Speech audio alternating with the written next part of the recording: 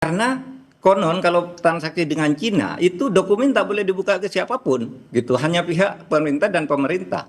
Nah kalau kita kan harusnya BPK harus buka. Ini tanya ke BPK, BPK punya enggak dokumen tentang rincian uang dan berbagai jaminan yang dimungkinkan itu. Dulu kan begini nih, dulu kan katanya dengan Cina itu B2B, ya bisnis to bisnis. Pemerintah dah ikut APBN. Tapi kemudian pemerintah ikut mengeluarkan, bahkan yang terakhir ini pada bulan Agustus tahun 2023, 2 tahun lalu sebelum berakhirnya presiden, itu dikeluarkan peraturan Menteri Keuangan nih, setahun sebelum berakhirnya pemerintahan Pak Jokowi. Peraturan Menteri Keuangan nomor 89 tahun 2023, akhir Agustus itu, yang isinya tata cara memberi jaminan, pemberian jaminan oleh pemerintah atas kereta api.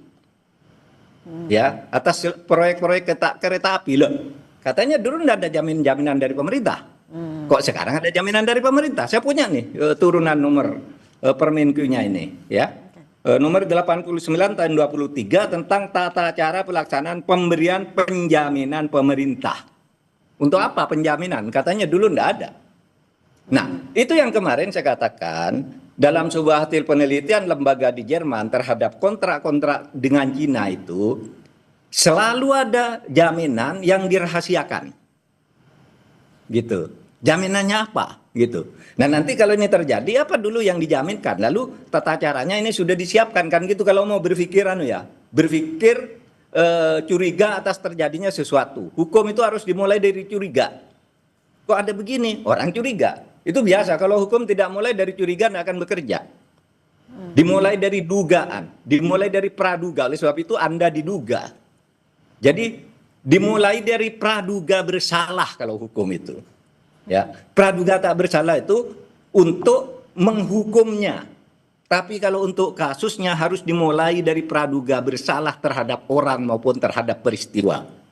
Tidak bersalah, praduga tak bersalah itu artinya orang belum boleh disebut terpidana, belum boleh dimasukkan penjara, ya, sebelum diputus oleh pengadilan. Sehingga dipenjarakan atau di rumah lapaskan, beda dengan ditahan. Kalau orang asas praduga tak bersalah boleh ditahan karena dia diduga bersalah. Tapi tidak boleh dia dimasukkan disebut sudah masuk penjara. Kalau Pak Mahfud diminta ngelapor, untuk apa saya ngelapor? Nggak ada kerjaan. Nggak ada di dalam hukum itu orang wajib melapor. Orang untuk melapor itu hak menurut pasal 108 KUHP. Baru wajib melapor kalau dia tahu ada persekongkolan untuk makar. Nah ini bukan makar, dan seumpama persekongkolan pun kan sudah terjadi 5 tahun lalu. Atau kalau seorang PNS atau pejabat tahu ada korupsi tapi diam. Nah saya bukan pejabat, saya bukan PNS. Mau lapor apa? Nggak ada bagi saya kewajiban. Tapi kalau saya dipanggil, saya mau memberi keterangan. Bukan untuk melapor, bukan untuk diperiksa, tapi untuk memberi keterangan. Beda loh. Kalau diperiksa itu orang yang diduga terlibat itu diperiksa namanya. Misalnya mantan Menteri Keuangan karena ada dugaan ini Anda saya periksa. Itu bisa. Itu. Kalau orang informasi biasa namanya memberi keterangan. Saya bisa kalau dipanggil memberi keterangan agar KPK punya kunci gitu ya, agar bisa dia bertindak. Ini sudah ada laporan. Kalau itu dianggap syarat, saya mau melaporkan. Kalau enggak ya sebenarnya kalau dari pernyataan KPK sendiri kan udah jelas. Tidak ada kewajiban melapor, tapi agar mempermudah dimohon melapor. Ya silakan kalau bagi yang mau melapor. Iya, audit itu kan bisa berbarengan dengan penyelidikan tindak pidananya. Jadi penyelidikan tindak pidananya itu langsung juga sekaligus memerintahkan audit. Kenapa? Kan bisa dilakukan dalam paket itu. Kan di dalam tindak pidananya banyak. Sesudah kasus perdana disuruh audit, iya kan? Bisa. Tapi kalau itu mau sambil dimulai juga bisa. Menurut saya tidak ada halangan untuk membuka kasus ini gitu. Dan orangnya itu yang buka-buka duluan itu kan sekarang tiap hari bicara di televisi. Kenapa tidak itu aja yang dipanggil oleh KPK? Itulah ada Pak Agus tiap hari keliling kemana-mana bicara hal yang sama. Pak Antoni Budiawan kok nunggu saya laporan untuk apa juga? Saya kecuali dipanggil ya, saya akan datang. Prof, penegasan lagi. Kalau tadi kan Anda menduga ada kecurigaannya, kayaknya KPK takut makanya riuhnya tadi belum terdengar. Apa yang sepatutnya dilakukan oleh KPK? Ya untuk jangan sampai ada sosok yang ditakuti oleh KPK. Kesimpulan saya KPK takut. Nah, kalau bilang KPK takut kan bukan tindak pidana kan. Saya tidak tahu di dalam. Bahkan saya juga ragu ya.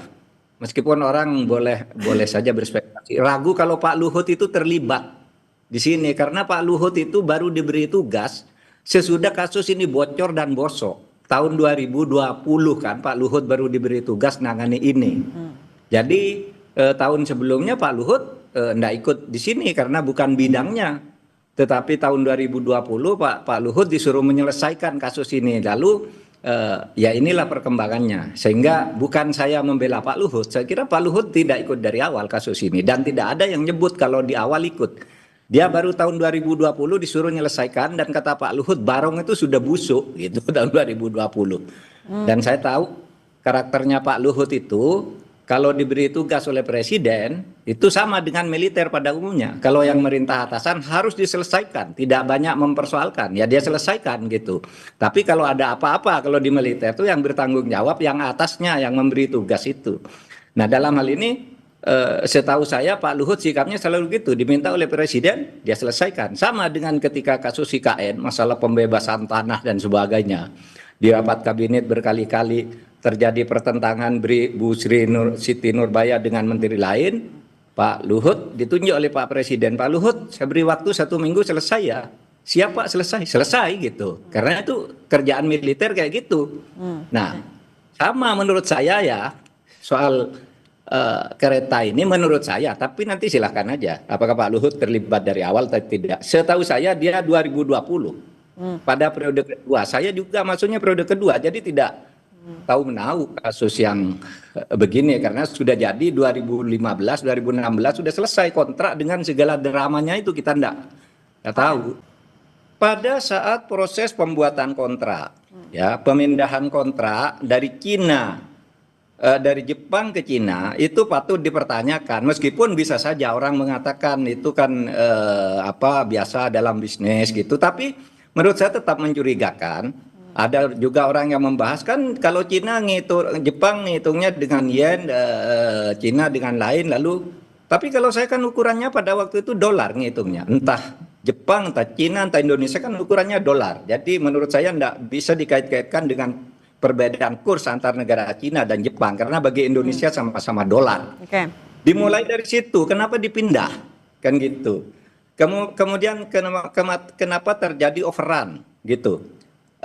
Itu semua kita tidak katakan itu sudah pasti korupsi, tidak, tapi harus diselidiki. Saya sependapat dengan Pak Jokowi 1000%.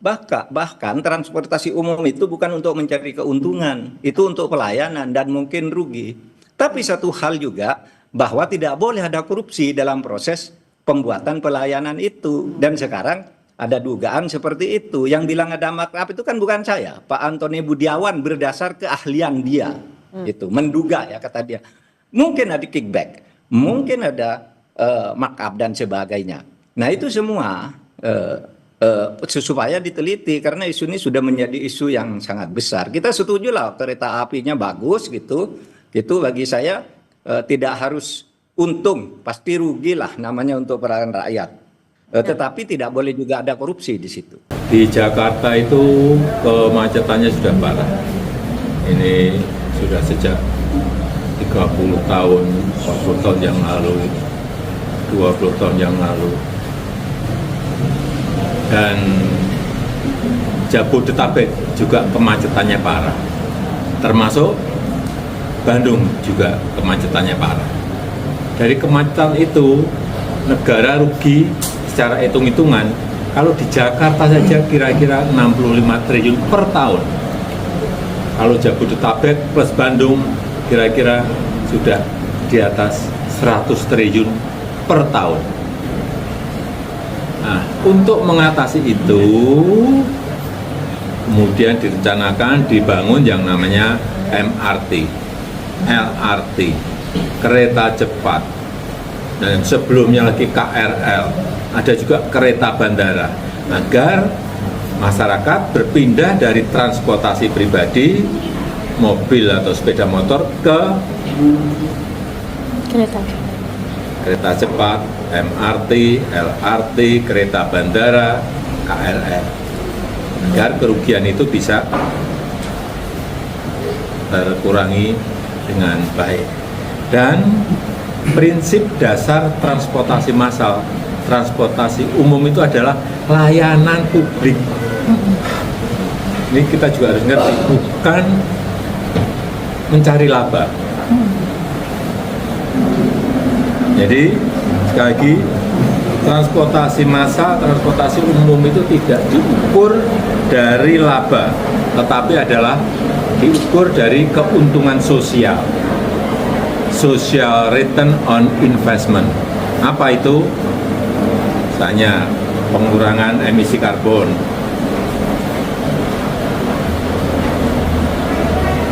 produktivitas dari masyarakat menjadi lebih baik, kemudian apalagi polusi yang berkurang, waktu tempuh yang bisa lebih cepat. Disitulah keuntungan sosial yang didapatkan dari pembangunan transportasi massal. Jadi sekali lagi, kalau ada subsidi itu adalah investasi, bukan kerugian. Kayak MRT itu pemerintah Provinsi DKI Jakarta mensubsidi 800 miliar per tahun.